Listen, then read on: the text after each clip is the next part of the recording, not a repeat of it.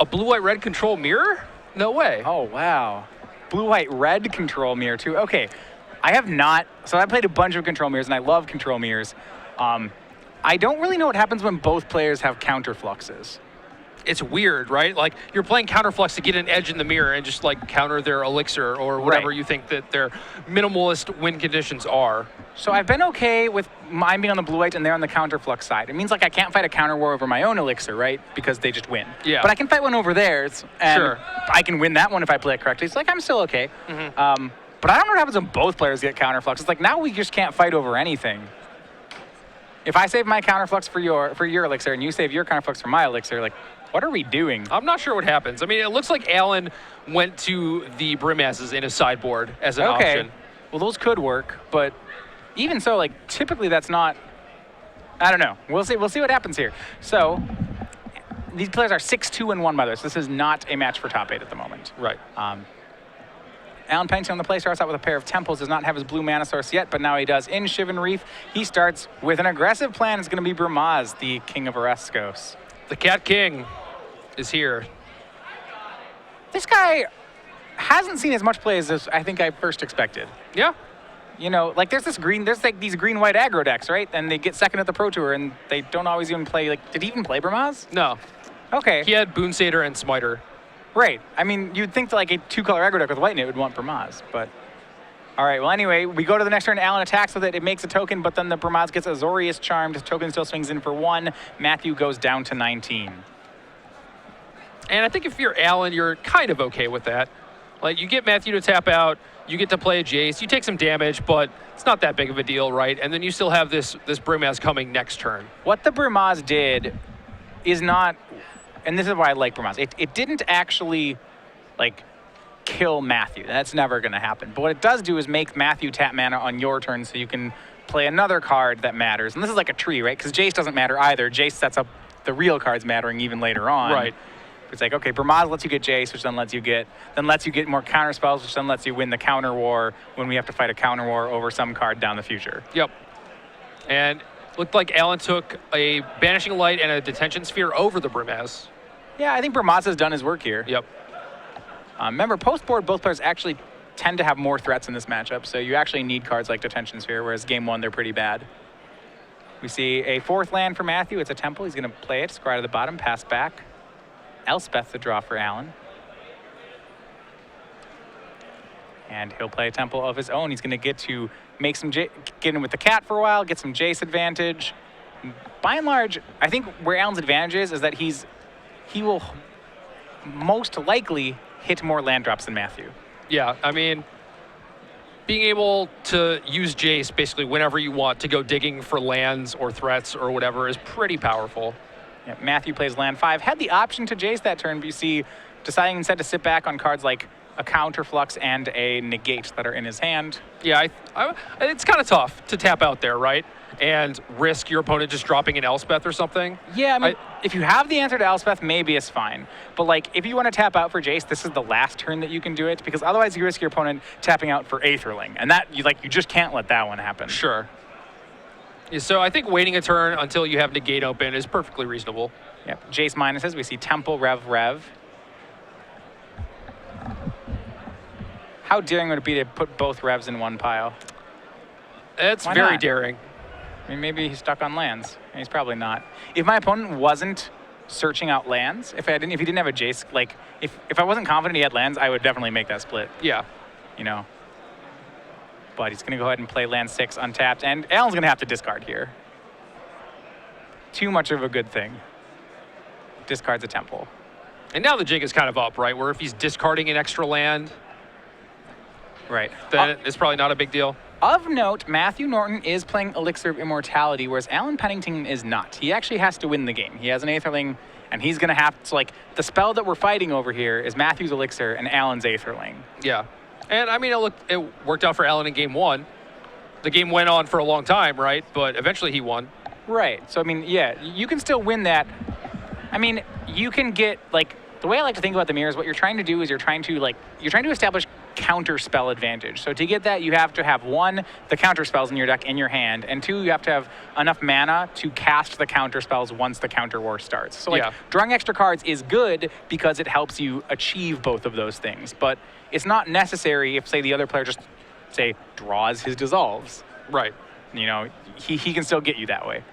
So another thing of note looking at these deck lists is that Alan has a 1 of Keranos, whereas Matthew is on the planar cleansing version, not the detention sphere. So it is possible that a Resolve Keranos could actually be difficult to deal with.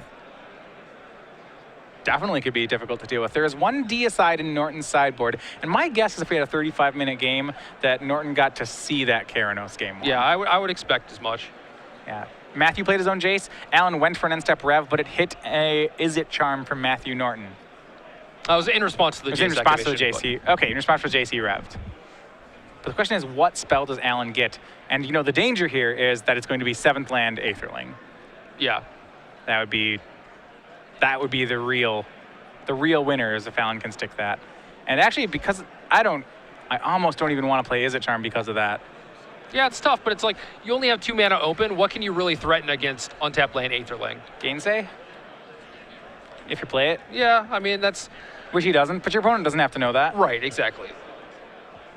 I mean, they might just do it anyway into your Gainsay. Yeah. But it's a Temple of Epiphany on Alan's side. It's not an untapped land, which means all is safe on the Aetherling front for now. Yeah, I think Alan at this point is just jamming Elspeth. Yeah, so, I mean, it's still not good for Matthew, as Alan now has 2 Planeswalkers to Matthew's 1. And also, what I think is kind of cute here is that, like, that Brahmas token... It can pressure the Jace. Like, it earned its keep, right? Yeah. At first I was like, oh, how cute, there's a little cat left over. And now it actually hits the Jace down to 1.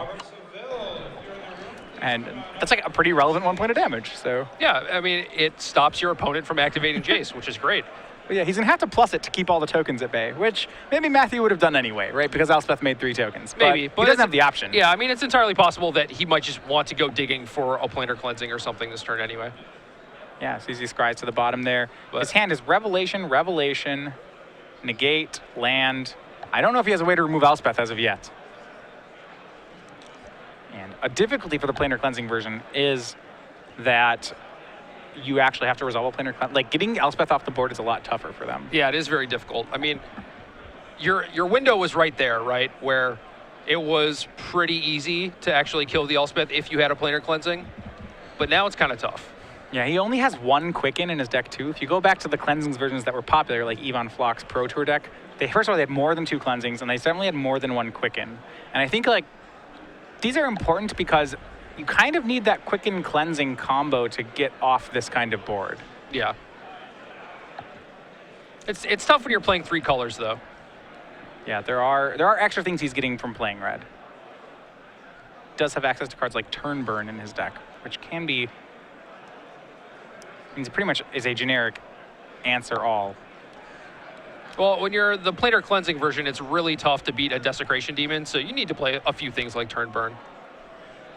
Yeah, Alan continues to tick up his Elspeth, and it passes the turn. Remember, he had spent some main phase mana, and Matthew's going to go for a Rev, and it looks like it's going to work. I don't think Alan has the counter. Or he's just not too worried about it. You know? He's going to counter the removal spell for Elspeth, not counter the Rev. It's only a Rev for 3. It's not actually that good. And we'll see. Did he find the cleansing? I think Matthew actually had the cleansing all along, but it does look like he has one in his hand. Well, we may see him go for it. And this cleansing would be huge, because not only would it get all of Alan's board, it would get Matthew's Jace back. Yeah, I mean, it gives Alan a Jace also. So it's not like you're completely free rolling off getting that free Jace, but it is nice. I think I would much rather have, like, we both have a Jace than neither of us have a Jace. All right, so here's the real test. Planar Cleansing is the spell. Does Alan actually have the counter? And the answer is yes, he had Dissolve. Will Matthew Gainsay back? And he's going to Is It Charm back. Is there a Dispel from Alan? There is not. Planar Cleansing resets the board. Both players get a Jace. Of note, Alan has another Elspeth in his hand, so we get to fight this war all over again.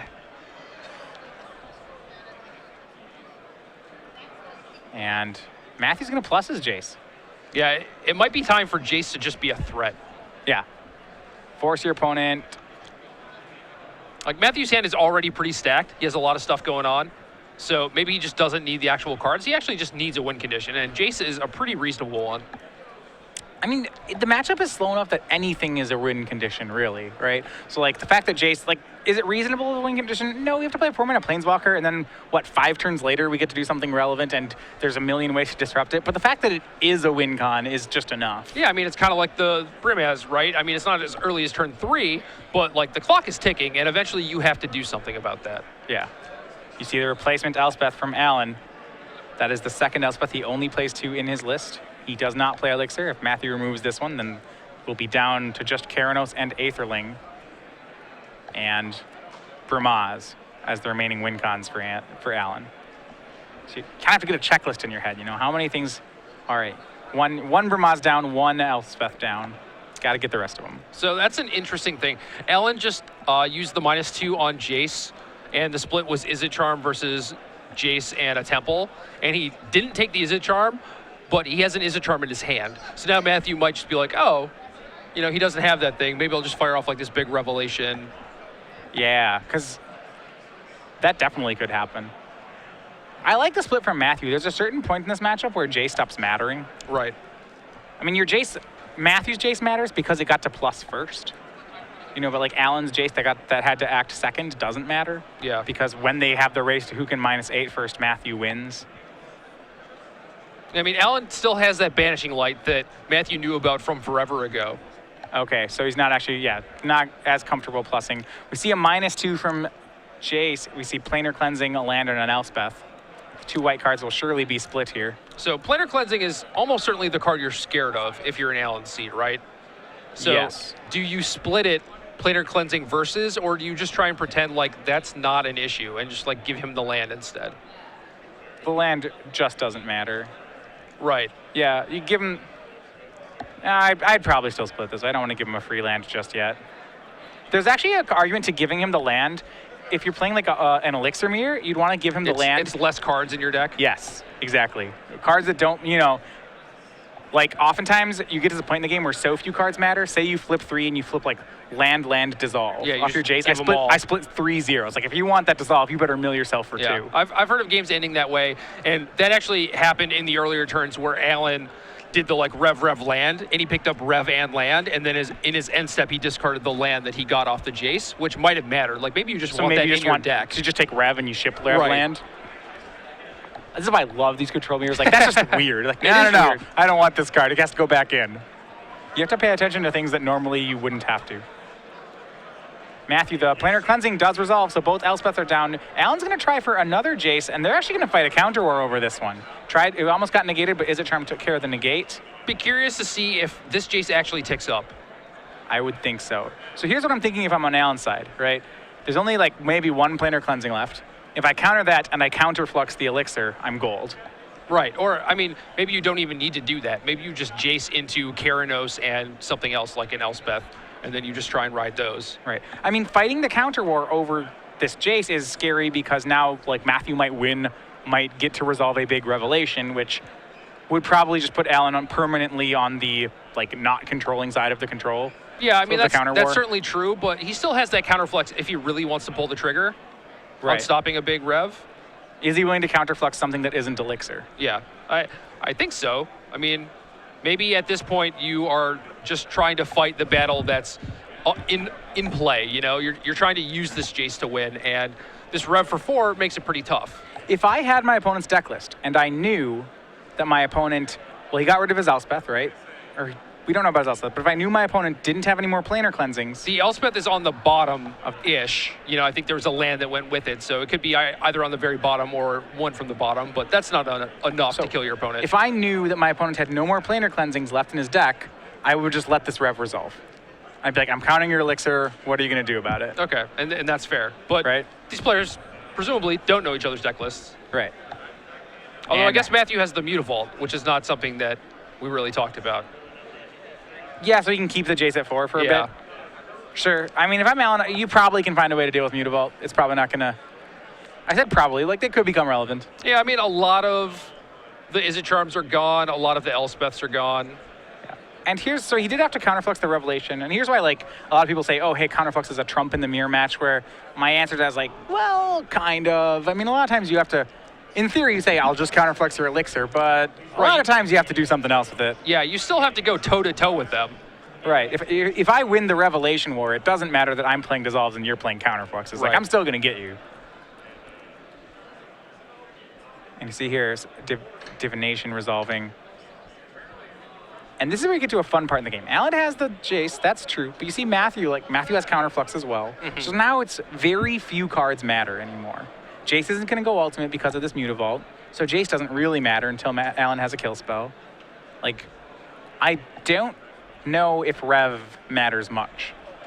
Like, it probably still matters a little bit. But if the players have found all their counter spells in their deck already, then Rev really doesn't matter. Yeah, it just depends on if you can afford to take that risk, right? Yeah. Like, is that something you can pull the trigger on? Can I let this giant Revelation resolve, this Revelation for 5? Because I feel like I can counterflux his only win condition. And it's really tough to pull the trigger on that because you don't know for sure. Right. And he does counterflux the Revelation. I mean, if you're Alan, you have to Rev because you don't have Elixir. Like, you have to find your win cons. Yeah. You don't have inevitability. I mean, really, Elixir's the same. Elixir's a win con. The only difference is that it's easier to fight a counter war over Elixir because it costs 1 instead of 6. Yeah. But if both players are already spending all their dissolves on other things, that doesn't really matter. And here we go. Here is Elixir for Matthew. Swings with Mutavault, and that will be pretty good here. This does give him inevitability because it's like if you keep a counter spell count, like how many counters have people played, right? Like Alan only has, I think, like 2 counter spells left in his deck.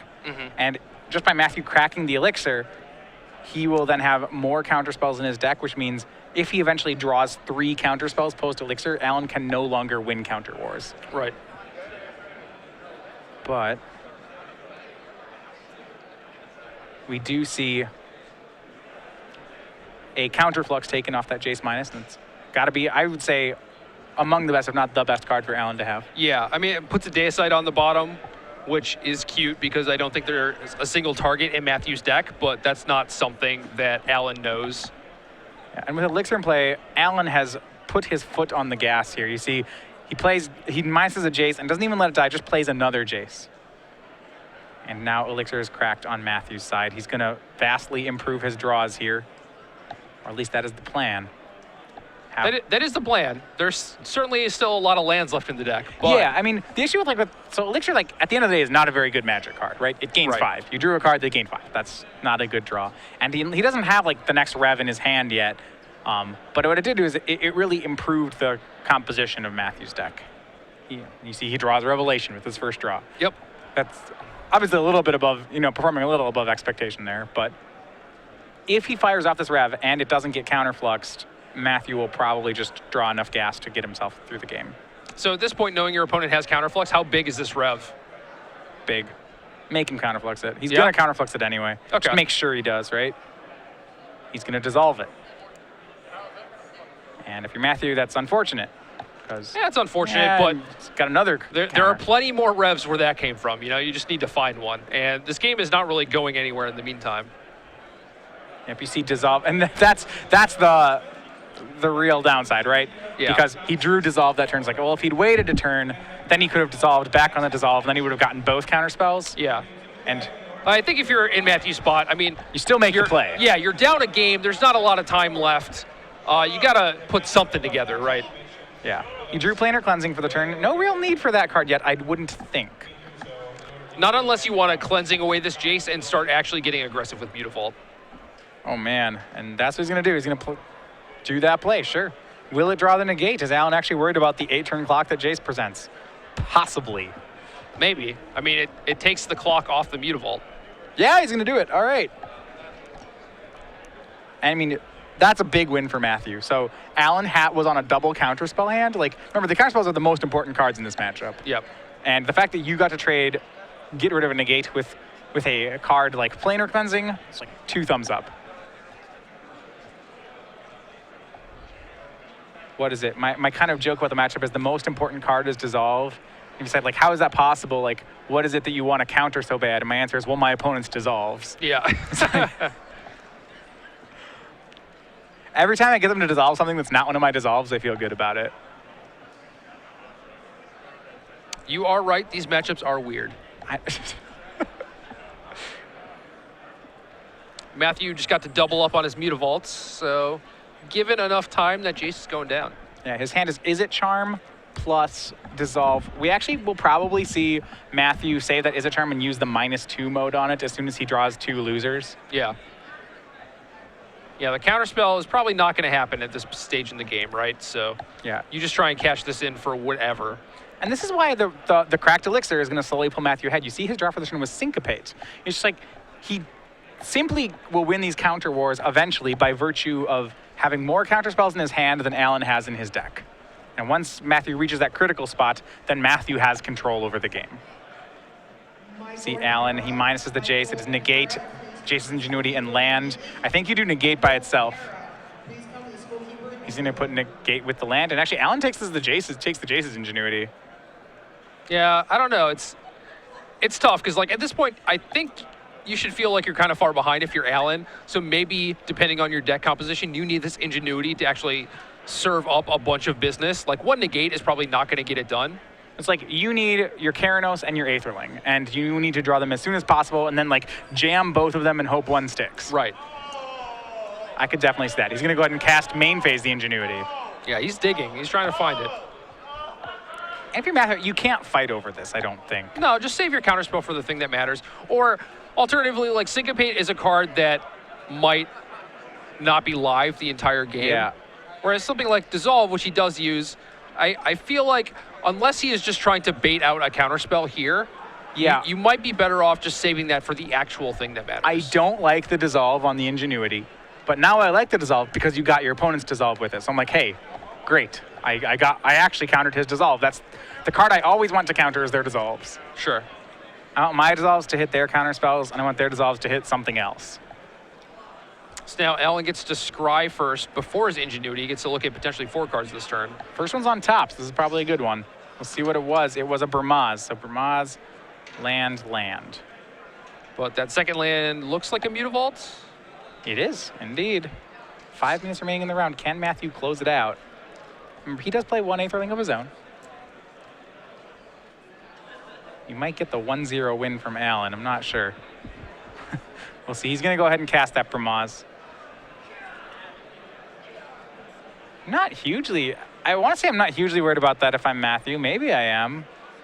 I mean, you can just double block it with some Mutavaults, right? It was nice that the Mutavaults are pressuring Jace, but not necessary. Yeah. Like, I would probably be okay doing that. I think the game is past the point where if you just deal with Jace, maybe you can actually kill Alan with Mutavault. No, it's not happening. That was never the... Like, I never kill people with Mutavaults when I play Control. I understand that, like, sometimes there's a threat, and, like, you know, we can talk about how, yeah, eventually I'll kill you with Mutavaults, but, like, I'm so, like, loosey-goosey on the plan. It's like, I'll like, hit it with it a couple times, and then they'll do something, and I'll be like, yeah, okay, I'm off the Mutavault plan. That was nice. I don't know. I think it's a plan. Like, you have to be cognizant of all the potential ways to win the game, right? If that's your best way to win, then by all means, win the game that way. All right, Matthew actually snags it with the Syncopate. A lot of counterspells, a lot of being thrown around here. And 2 Mutavaults swing. Jace was minused that turn, and if he hadn't been minused, Alan would just start getting to eat Matthew's Mutavaults with his own. Yeah, but I think he needed to go digging that turn. Otherwise, he would have just done nothing. Yeah, Dissolve is another draw for Alan. Full place of Dissolves. I believe this is the last one. Okay. I want to say if I'm counting, I think he's running out of, I think this is his last counterspell. He has 2 counterfluxes post board. Second one is in his hand. So he has a counterflux and a Dissolve in his hand, and that's it for counterspells in his 60. There might be one more. 2 negates. I think Alan used one, and the other one got chipped to the bottom. Right, 1 did get shipped. So he does on the bottom of his deck have another negate. But that's about it. Yeah, and without Elixir, the game is not going to get to that point. Not on Alan's side. Eventually, we're going to fight some wars over whatever Alan's remaining win con is. And if Alan loses that war, he's done. But right now, Alan is winning the virtual counter war. From Alan, I want a main phase Faded Retribution here to scry. That's good use of your 7 mana. I got a lot of mana. What's 7 mana to Alan? Okay, I actually probably will kill Mutavaults with it. And that's what he's going to do. And if you're Matthew, like, I never want to fight over this. I never. No, you don't want to, of course, but there's under 3 minutes remaining. Well, that's the problem. I actually don't know how Matthew wins with this clock. Like, you can't win. The best you can do is draw, I think. Oh, I mean, I don't know how Matthew draws with this clock. I don't know how he wins this game in this amount of time. I don't think he has enough. I think he can. He's looting with Izzet Charm, starting there. See another Rev in his hand. Azorius Charm as well. Surprised to see Azorius Charm post-board. Typically that guy gets boarded out. I mean, it helps you hit a land drop. It's not the worst card. Yeah, it gets cycled like almost. It's almost just a blank cycler in this matchup. Yeah, I mean, we saw it hit Brimaz on turn 3, which was pretty nice. Okay, you're right. That was awesome. You see Dissolve for the Faded Retribution, and we're gonna fight over this one. Alan knows if he can stop himself from taking damage, then he's probably gonna win this game. So in this spot, I actually like Alan starting to fight over these things. Yeah, and I think this might lock it up for him. Now I don't think that Matthew can win in time. Yeah, he did. So he does snag both the Mutavaults. Back to Alan's turn, and it's the Aetherling. And not just winning in time aside, I think Alan legitimately is winning the game now. Yeah, it very much was just find my one threat that matters and resolve it. I mean, Matthew does have Sphinx's Revelation, so maybe he can get something going off of that. There's still one counterflux in Alan's hand, though. But he's going to counterflux the Aetherling. Oh, no, he doesn't. Is it Charm the Mutavault? Is it Charming the Mutavault, sorry. Yeah. So he doesn't have the counterflux stuff. So Aetherling's just in play now. And I don't believe Matthew can... Well, he does play Elixir here. And did Alan... Alan had counterflux, right? Yeah. All right. I would have counterfluxed the Elixir. Well, I think you're just on the Aetherling plan, especially with... Well, Aetherling can lose. Not when you have less than a minute. Okay, that's probably true. But, like, let's pretend there was infinite time here, right? Okay, like, the plan you want to do is you want to counterflux that Elixir then, right? Because the only way they beat Aetherling, and I've beaten Resolved Aetherlings, is because I, like, Rev, and then I Rev, and then I crack Elixir, and then I Rev and dissolve your card, and then I Rev and dissolve your card, and then I Rev and dissolve your card and crack Elixir. Sure, but with no time left, that doesn't really matter. Right. And a huge revelation from Matthew, and that's going to draw the counterflux. Attention players. We have a player that's So it's like, if they had, so we're at time in the round now. If they had infinite time, like Matthew could top deck a Sphinx's Revelation here, and then he'd Rev and crack Elixir, and he would be like in control of the game. He would almost certainly win the game at that point. Yes. But if the Elixir was gone, like Matthew would be on a no-outer. Well, he could like play his own Aetherling, right? Yeah, and maybe hope to race Aetherling to Aetherling, but. So I like this, an upkeep Elixir activation. That's good. This is turn 1 right now, keep in mind. So what Matthew is going to have to do is if he draws his own Aetherling, I actually don't like the Elixir crack because he needed to top deck Aetherling. Sure, if he was trying to actually get the draw out of this. Right, because that's what he has to do is like top deck Aetherling this turn and play it, and then he can win the Aetherling race. Yeah, so now he drew another Sphinx's Revelation, which was kind of the plan if he was trying to win a longer game, if these players had enough time. But yeah that's not the case. And so he drew Revelation. He's going to resolve it. I do think if this game was going forever, Matthew would is almost certainly winning now. Yeah, at this point he is. But, so we'd be headed to a game 3, and who knows what would happen. But right. As is, Alan up a game. Has Aetherling. It's probably not going to be good enough, but all he needs is to not lose this game, and I don't think Matthew can actually kill him in time. Looking at his sideboard, I do not believe he has the ability to. Does he have any fireballs? He could play, if his land drop for this turn is Mutavault, and then next turn he plays Aetherling and plays another Mutavault, then he can swing both Mutavaults in the Aetherling and lethal him. So on turn 3, he'll swing for 2 with the Mutavault, dropping Alan to 9. And then on turn 5, he can swing Aetherling and Mutavault, and it can be lethal. Alan will have a Mutavault, or he'll have the Aetherling to block. But as I said, he has to draw 2 Mutavaults. One playing this turn, post-rev, play first Mutavault. Then on turn 3, he has to drop his second Mutavault, which are both in his deck because he cracked Elixir. Okay. This is like a pretty conditional thing going on Sure. here, but that would do it in 5 turns. I also don't think it works, right? I don't know. It's kind of irrelevant, but He didn't drop Mutavault. That was or Aetherling. So yeah, it doesn't work. But there was a shot. And now you see, like, this is why if we weren't in turns, how Matthew would be winning. You look at his hand, you see counterflux, is it charm? Card draw, counter. yeah, I mean, at some point you need to find another Sphinx's Revelation or some, like an Azorius Charm that you can keep using on this Aetherling. Like, use Azorius Charm on it to buy a turn, shuffle it back in with Elixir, and, like, keep doing that dance. But, like, he has Jace's Ingenuity in hand. Right, so he's got enough things where I think he'll be able to find all that stuff. Yeah, it's like he has enough, his deck is thin enough and he has enough card draw left in it that his card draw is almost always just going to find more card draw. Right. So he's just going to start looping his deck. You see Jace's Ingenuity drawing 3. They were a Dissolve and a Gate, so he has a million counterspells. And there we go, a Mutavault. This is turn 3.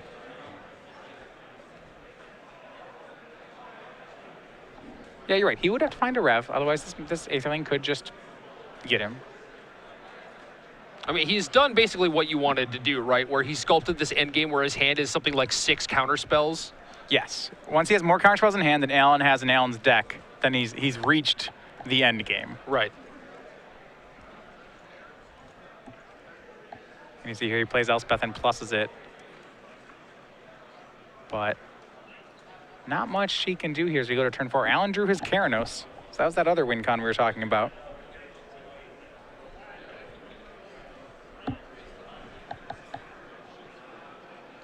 Anything will become unblockable.